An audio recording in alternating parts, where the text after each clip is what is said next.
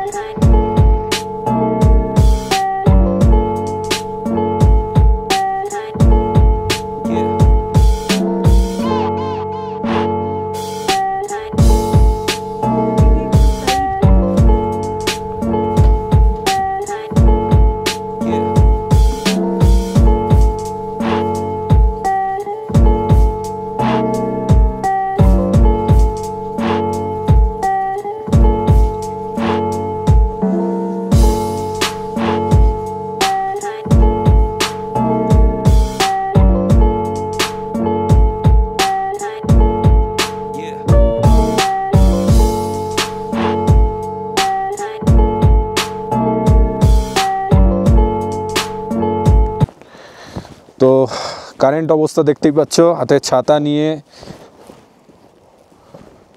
নাথাং ঘুরতে বেরিয়েছি, নাথাং ভিলেজ।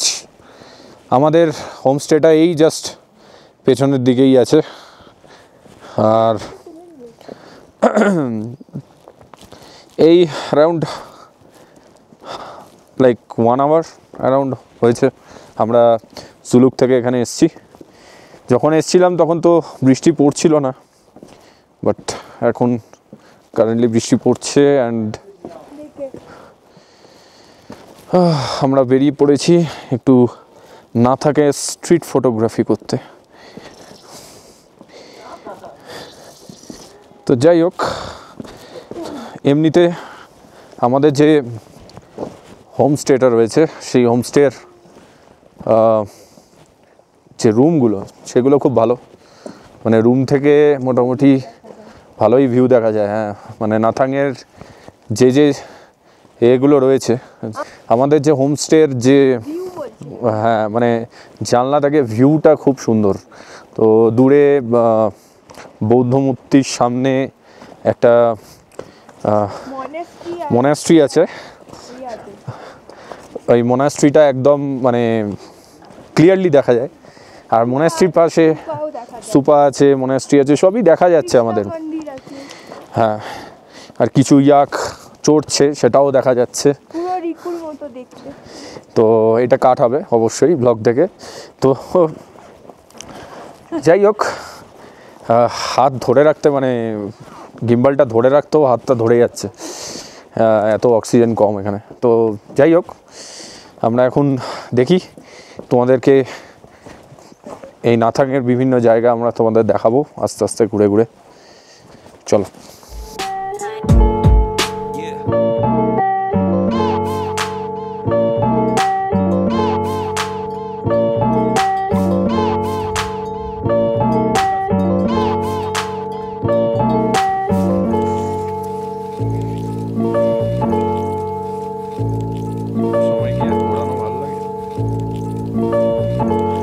তাহলে আমরা কোথায় এখন চলে এসেছি?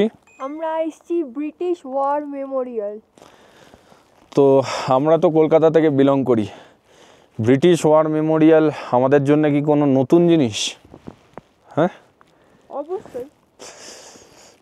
আমার তো জিনিস বলতে মানে ওয়ার মেমোরিয়াল তো সব জায়গায় দেখা যায়, তবে এত উঁচুতে একটা পাহাড়ের মাথায় ওয়ার মেমোরিয়াল করা রয়েছে, সেটাই এখন আমরা দেখতে এসেছি। দেখো বেসিক্যালি মেমোরিয়াল তো আমাদের কলকাতাতেও আছে বোধহয়। হ্যাঁ, তো বেসিক্যালি যেটা ব্যাপার সেটা হচ্ছে এই ওয়ার মেমোরিয়ালটা হচ্ছে যখন ব্রিটিশ চাইনিজদের সঙ্গে লড়াই করেছিল তখন তাদের যে অফিসাররা এখানে শহীদ হয়েছিল তাদের মেমোরিয়াল মানে মেমোরিতে এইটা বানানো হয়েছে।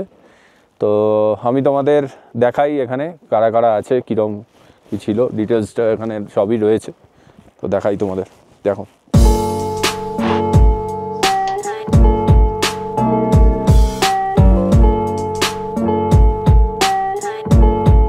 Yeah.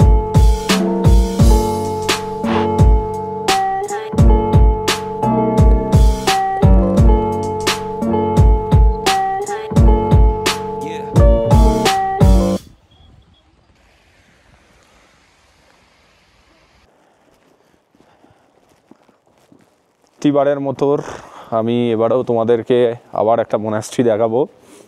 এটা একটা হ্যাবিট হয়ে গেছে এখন আমার কাছে, আমার মনে হয় যে আমি যেখানেই যাই তোমাদেরকে একটা করে মোনাস্ট্রি দেখাই। তো এবারেও আমি দেখাবো। এটা হচ্ছে আমাদের নাথাংয়ের যে মোনাস্ট্রি।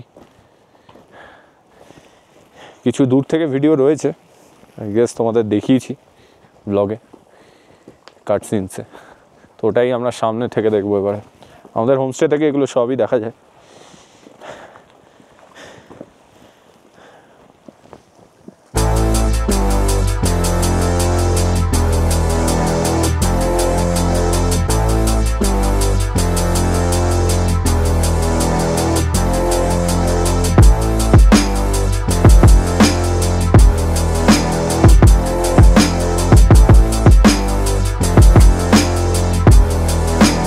Brian Little.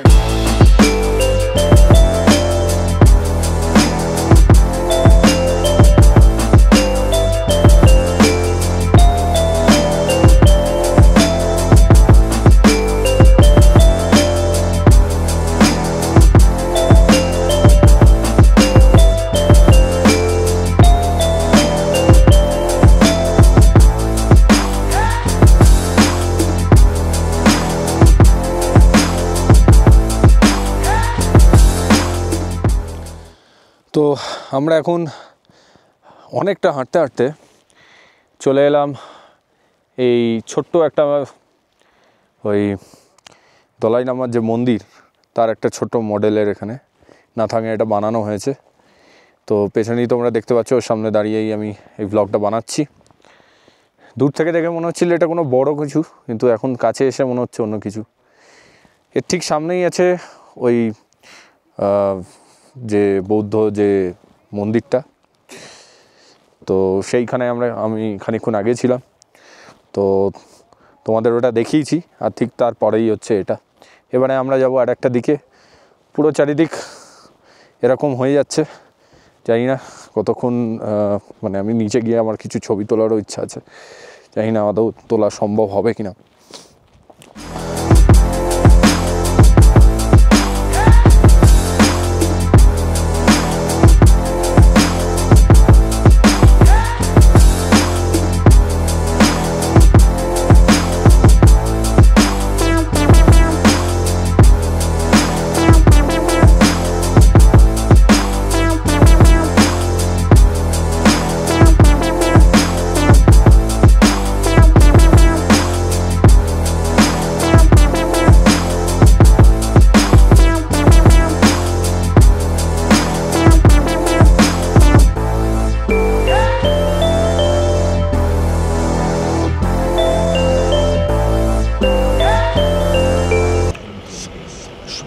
শুভ সকাল, শুভ দীপাবলি বলে শুরু করি ব্লগটা।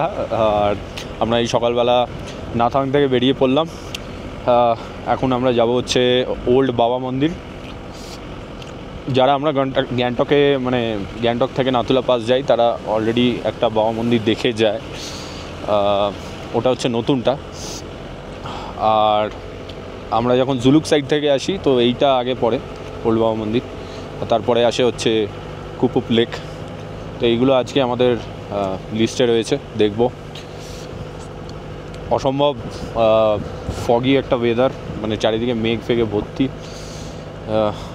জানি না মানে স্নোফল দেখার একটা ছোট আশা আছে, জানি না দেখতে পাবো কিনা, আর দেখা যাক।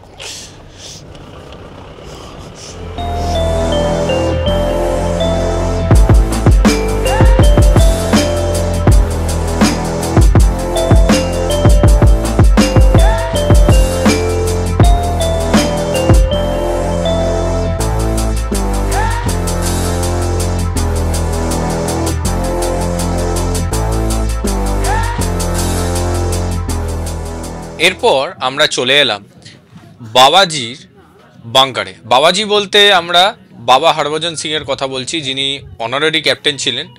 তিনি এক ইন্ডিয়ান আর্মির সিপাহী, যিনি 30শে জুন 1965 থেকে 4 অক্টোবর 1968 অবধি ইন্ডিয়ান আর্মিতে সার্ভ করেছিলেন। এবং 1968-তে তিনি ইন্ডিয়া চায়না যে যুদ্ধ লাগে সেই যুদ্ধে তিনি মারা যান।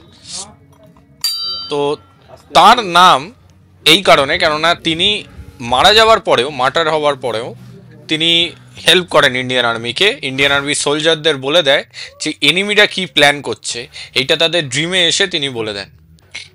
তো এই গল্পটা প্রচণ্ড ওখানে প্রচলিত এবং তার নামে এই টেম্পলটি।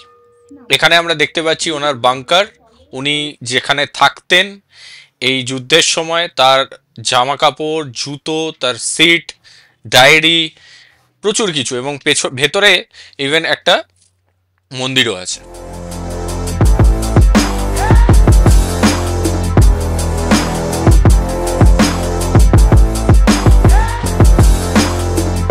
দেখতেই পাচ্ছ আমরা এখন হরভজন সিং বাবার মন্দিরে এসেছি, ওল্ড হরভজন সিং বাবার মন্দির, আর আমি ঠিক ভেতরে দাঁড়িয়ে রয়েছে এখানে।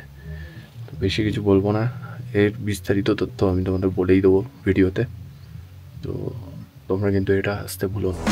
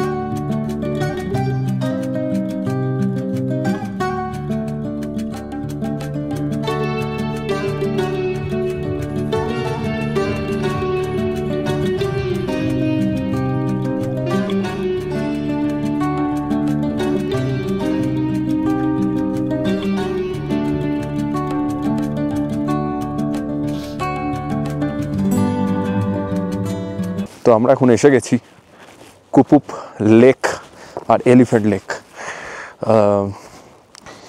অ্যাকচুয়ালি এটা কুপুপ ভিলেজের একদম সাইডে, আর ডোকলাম যে আমরা সবাই হয়তো জানি, না জানলে বলে দিই একবার, তো ডোকলাম প্লেটো বলে একটা জায়গা আছে, ডোকলাম রিজন বলে ওটাকে। তো ডোকলাম হচ্ছে আগে ভুটানের ছিল, এখন ওটা ইন্ডিয়াকে গিফট করা হয়েছে, ইন্ডিয়া ওটা রক্ষণাবেক্ষণ করে। কিন্তু এই ডোকলাম এরিয়াতে কিছু কাল আগে 2020 বোধহয় অ্যারাউন্ড, তো সেই সময় ওই ইন্ডিয়া চায়নার একটা টাসেল হয় জায়গাটার দখল নিয়ে। তো সেইটা থেকে আর কি আমরা জানতে পেরেছিলাম ডোকলাম নিয়ে। তো এই ডোকলাম যাওয়ার রাস্তাটা ঠিক এই এলিফ্যান্ট লেকের পাশ দিয়েই, এই রাস্তাটা তোমরা ভিডিওতেও দেখতে পাবে, একটা রাস্তা আছে লেকের পাশ দিয়ে যায়, এবং ওই সুরের যে জায়গাটা, হাতির সুরের মতো যে জায়গাটা লেকের, তার ঠিক সামনে যে পাহাড়, সেইটা হচ্ছে চায়নার মধ্যে পড়ে।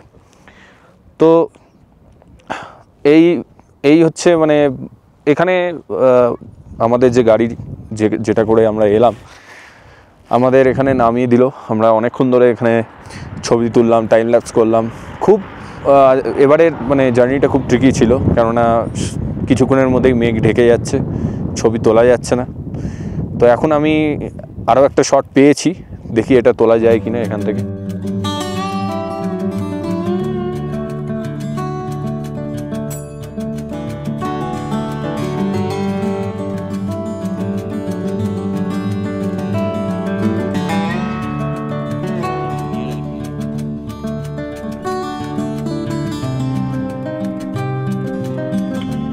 দূরে যেটা দেখতে পাচ্ছ ওটা তো কুপুব ভিলেজ, কুপুব গ্রাম।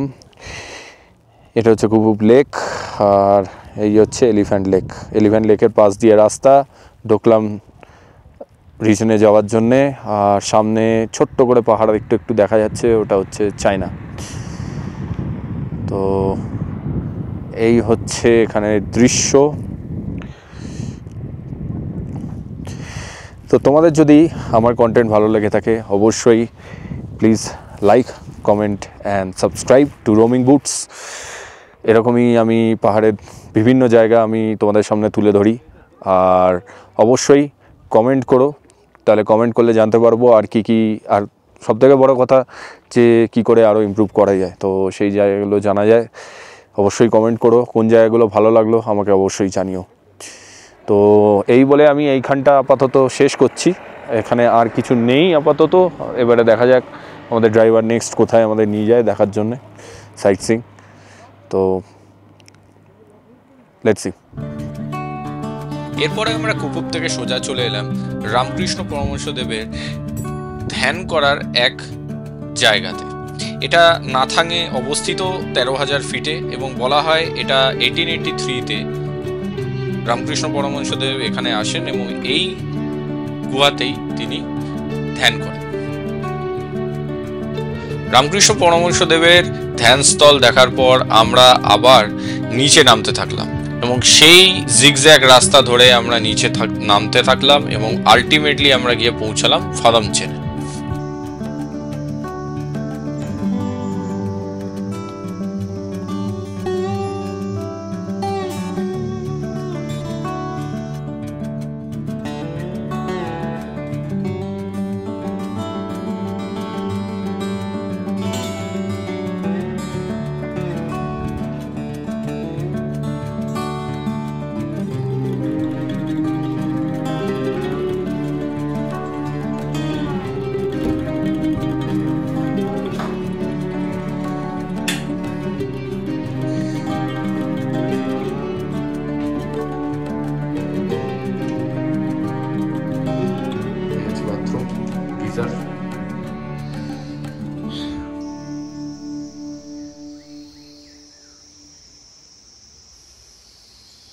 নাথাং ঘুরে আমরা ফাদামচেনে ফিরে আসার পর ওই দিনটা আমরা ফাদামচেনেই কাটালাম। ফাদামচেনে ঘোরার মতো সেরকম কিছু নেই, পুরোপুরি গ্রিনারি চারিদিকে, আর ঘন জঙ্গল, মাঝে মাঝে এরকম সুন্দর সুন্দর ফুল, এবং আশেপাশে ঝিঝি পোকার ডাক এই তোমরা পাবে। তাই এখানে তোমরা যদি আসো তাহলে ওই ফেরার পথে এসে একদিন থেকে বেরিয়ে যাওয়াটাই হচ্ছে বেটার এখানে থাকলে।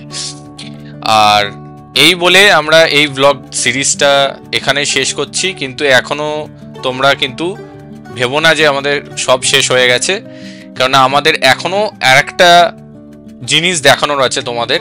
এই সিরিজের সঙ্গেই আমরা দেখাবো, কিন্তু এটা পরের ব্লগে আসবে। তাই stay tuned to the channel. আর এই আমাদের প্রেজেন্টেশনটা তোমাদের যদি ভালো লেগে থাকে অবশ্যই like, comment and subscribe to roaming boots. আর অবশ্যই কমেন্ট করো তোমাদের যেটা ভালো লাগলো, কি কোন জায়গাগুলো তোমাদের ভালো লেগেছে, কোনটা যাবে তোমরা সেটাও আমাকে জানিও কমেন্ট সেকশনে। এই বলে এই ব্লগটা এখানেই আমি শেষ করছি।